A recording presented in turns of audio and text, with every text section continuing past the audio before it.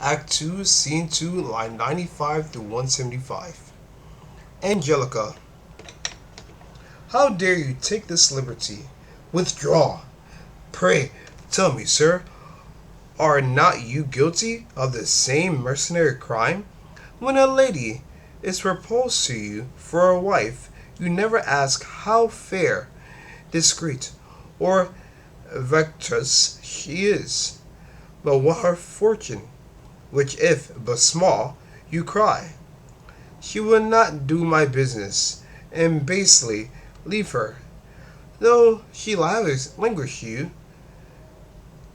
Say, is not this as poor?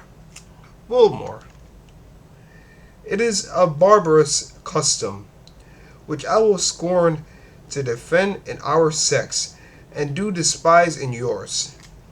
Angelica, thou brave fellow, put up thy gold, and know that were thy fortune large as thy soul, thou shalt not buy my love. Could thou forget those mean effects of vanity which set me out to stall, and as lover prize my yielding joys?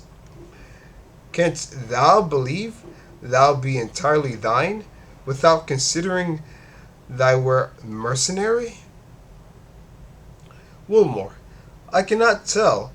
I must bethink me first. Ha! Death, I am going to believe her.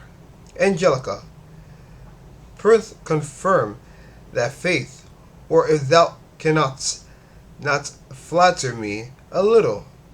'Twould please me from my mouth. Wilmore, curse on thy charming tongue. Dost thou return my frightened contempt with so much subtlety? Thou'st found the easiest way into my heart. Though I yet know that all thou saidst is false. Turning from her in range, Angelica, by all that's good, 'tis real, I never loved before, though oft a mistress. Shall my first vow be slighted? Wilmore, what can she mean? Angelica, I find you cannot credit me. Wilmore, I know you take me for an arrant ass, an ass that may be soothed into belief, and then be used as pleasure. But madam, I have been so often cheated by prejudice, soft, deluging hypocrites, that I have no faith and left for the cozening of sex, especially for women of your trade. Angelica, the low esteem you have of me perhaps may bring my heart again, for I have pride that yet surmounts my love. Wilmore, thou oft this pride, this enemy to bliss, and show the power of love.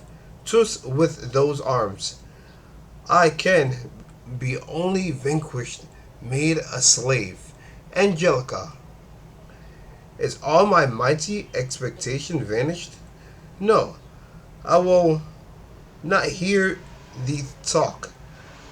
Thou hast a charm in every word that draws my heart away, and all the thousand trophies I designed thou hast undone. Why thou soft? Why art thou soft? Thy looks are bravely row and meant for war. Couldn't thou not storm on still? I then, perhaps, had been as free as thou. Wilmore, death, how she throw her fire about my soul! Take heed, fair creature, how you raise my hope, which one assumed pretends to all dominion. There is not a joy thou hast in store. I shall not then condemn, for which I'll pay thee back my soul, my life. Come, let's begin, then account this happy minute. Angelica, and will you pay me then the price I ask? Wilmore, oh why doubt'st thou draw me from an awful worship, by showing thou art no divinity? Conceal the fiend, and show me all the angel. Keep me but ignorant, and I'll be devout, and pay my vows forever at this shrine. Angelica, the pay I mean, it's but thy love for mine. Can you give that? Wilmore, entirely. Come, let's draw, where I'll renew my vow, and breathe 'em with such a door thou shalt not doubt my zeal. Angelica, thou hast power too strong to be resisted. Mortia, Mortia, now my curse go with you. Is all your projects fallen to this? To love the only enemy to our trade? Thou to love such a Shrewmore, a very beggar, nay, a pirate, beggar whose business is to rifle and to be gone, a non-purchase, non-pay, Tirdy Lenham, in English, Pickerum, a rogue that fights for daily drinks and take pride in being loyal, lousy. Oh, I could curse now if I durst. This is the fate of the most whores. Trophies, which from believing fops we win, and spoiled to those who's cozen us again. So to analyze the scene, both Angelica and Wilmore are discussing the system by which they live in that allows them to marry in a way. Um, Many people in this time period and in this play are allowed to get married the traditional way, but it has become something that is unknown to them, and that's something that this passage is actually talking about. Um, Within this system, women are forced to sell themselves, are forced to depend on their brothers and husbands. Brothers and fathers to secure them a mate, a husband, uh, whether they like it or not. And what's happening with Angelica is that she's selling herself as a prostitute was for a monthly cost, so that way she can control what is going on and how the relationship is to be. The fact that he's making men actually buy her at a monthly cost shows how much the idea of natural love is just out of the minds of people within this play. That is until it is considered by Angelica within the scene. Um, Angelica does something very, I want to say, noble. She confronts and asks Wilmore as to why he thinks the way he does it. If she had nothing, no beauty or fortune, would he still like her? Would he still want her? And being the man that he is, he says yes. He accepts it. He accepts the fact that he would rather have her without having to pay her.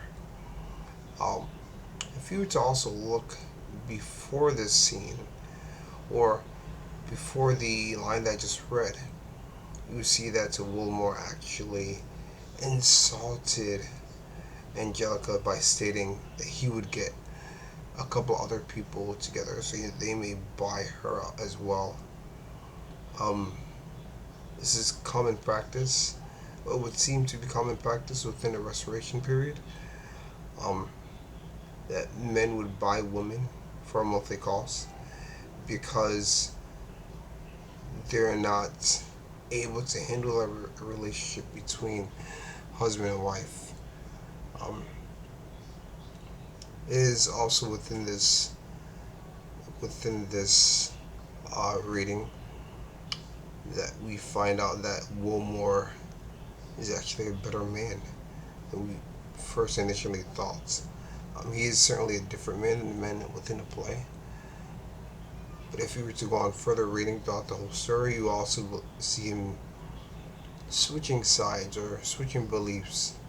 Does he actually believe in real love, a commitment of a sort? And by the end of this scene, you do see him that he does believe that. But by the end of the story, it's actually more believable that he's not. It's very questionable. Um,